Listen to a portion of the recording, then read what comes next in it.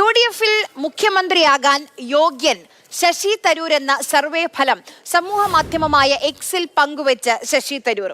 ഒരു ഓൺലൈൻ സൈറ്റിലെ വാർത്ത ED മാത്യു എന്നയാൾ എക്സിൽ ഇട്ടതാണ് ശശി തരൂർ പങ്കുവച്ചത്.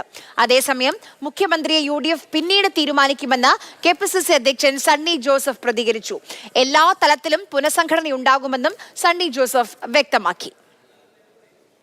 എല്ലാ തലങ്ങളിലും ആവശ്യമായ സ്ഥലങ്ങളിൽ അതിലെല്ലാം ഉൾക്കൊള്ളും.